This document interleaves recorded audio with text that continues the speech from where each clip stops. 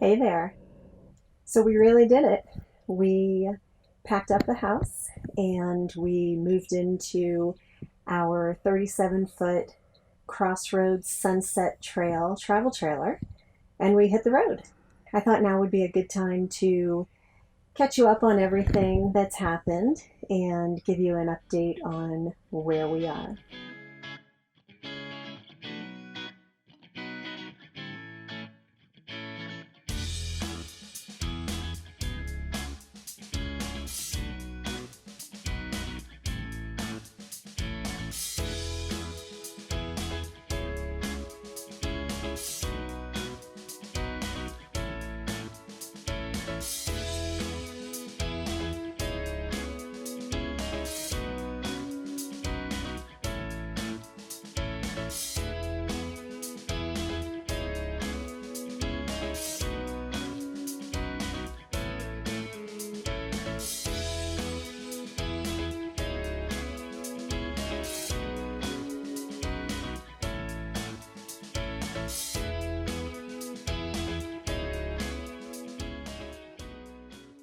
So even though we had been planning our trip for a little bit over a year, toward the end, things really kicked into high gear, especially after Thanksgiving when we had just under a month to finish everything up. So we took a quick trip up to Maryland to visit with family for the holiday. And then once we got home, we really had to focus on the high priority things, the things that absolutely had to get done before we left. And anything that really wasn't necessary or that could be done from the road, we had to back burner. So starting, I think it was the weekend of around December 1st, we parked the trailer in front of the house so that we could measure things, so that we could figure out where everything was going to go, so that we could do some of the little tweaks that we needed to do in the trailer before we left. One of the top priorities was a new mattress. So I don't know if any of you have ever slept on a mattress right out of an RV, or maybe yours didn't turn out to be like this, but ours was hard as a rock. All right, the big unboxing. I'm using a very short blade because I don't want to take any chances that I'm going to hit the mattress inside.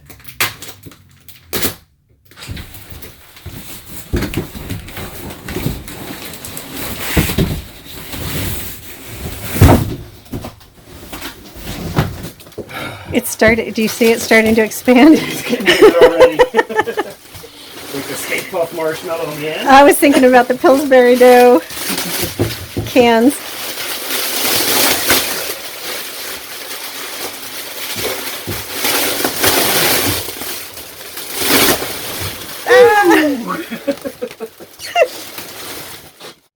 One of the things that we realized, especially after talking to other travelers, other people who've moved into RVs, is toward the end, these mishaps that you could never even anticipate start to happen. And we definitely had our share of those. So over the weekend, when we had the trailer parked at the house, I wanted Jeff to turn it around so that I could access the kitchen. When he did that, he must have just gotten too close to one of the curbs, and two of the tires just blew out. So we'd been on the fence about whether we were going to go ahead and proactively replace the tires like a lot of people suggest. We'd been thinking about maybe we'd hold off, but that pretty much made the decision for us. We had, when you buy your RV, there are going to be some things wrong. Even if it's brand new, there are things that need to be fixed. And the dealer was pretty good about taking care of things. But they had a good 3 weeks to fix whatever needed to be done, and it wasn't that much. But unfortunately, we go to pick it up, and maybe one or two of the things were done, but it wasn't done. And then come to find out, when they were fixing one of the problems, they created another one. So somebody must have knelt on the sofa that's in the boys' room that pulls out and broke it. So then we had to take it back. And basically what Jeff did, because we were getting so close to the end and we'd heard so many stories of people having issues and the dealers keeping their RVs for so long, Jeff basically called him up and said, I'll be there on this date and I'm going to sit there while you work. Of course, in the midst of all this, Christmas was approaching. And I think a lot of the time we didn't even really think about Christmas. But fortunately, we have a 12-year-old. And so he was able to make sure that we focused on Christmas. So we got the gingerbread houses done. We got some basic decorations put up outside.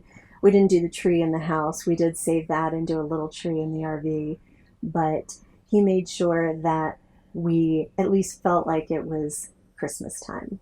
One of our top priority items that we really wanted to get done before we left was converting the back of the van. When we bought the Chevy Express, it was a 12-passenger van, and it had bench seats, and they weren't all that comfortable, especially not for long-term travel. And so Jeff wanted to take out the bench seats and put in some captain seats. And that was a fantastic idea. But of course, we were down to the wire, and the project turned out to be a little bit more extensive than we thought. At one point, we ended up with the seats all facing the back of the van.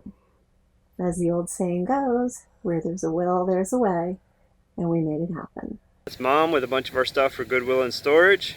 She's going to be up front. In the very back, that's John with a bunch of stuff for storage in college in the Aspen. He's taking the Aspen to college. And in the middle, that's me. I'm driving the beast today, getting us to where we need to go. And we're leaving our home for the first time. Very exciting stuff. Can't wait to share more with you guys. Navigate to New Orleans. Okay, New Orleans. Here we go. Here we go. So we are finally on the road, a day late. Couple dollars short. After fixing a couple of, what'd they tell us in Jamaica? There are no problems, man. Only challenges. Situations. Yes, that's what it was. We had a few situations. We had a few situations. But we have officially launched and we are on our way. All right. So now we have to figure out where we're going to stay tonight because we will not make it in time to the place we booked. And so, yeah, we got to figure out where we're going. So more later. Right. We're all set. Going wherever the wind blows. Like we used to say on the sailboat.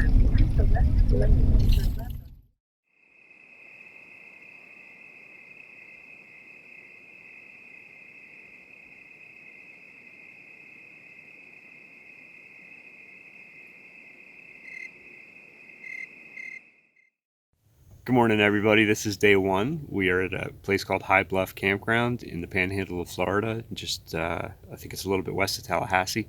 Yeah. Beautiful spot. $9 for this wonderful $10. campground. That's why I love you, baby. In this wonderful campground with incredible scenery, a nice lake that we saw at sunrise. There's our boys walking down to the fishing pier. It's a great way to start the trip. It was a little extra driving last night to get here, but we had a wonderful time waking up this morning and seeing that view out our window. But not extra driving out of the way, just further than we... That's why I love you, honey. About 5 minutes out of the way off of Route 10, which is really nice if you're the driver to not have to go half an hour out and half an hour back to get back to the highway.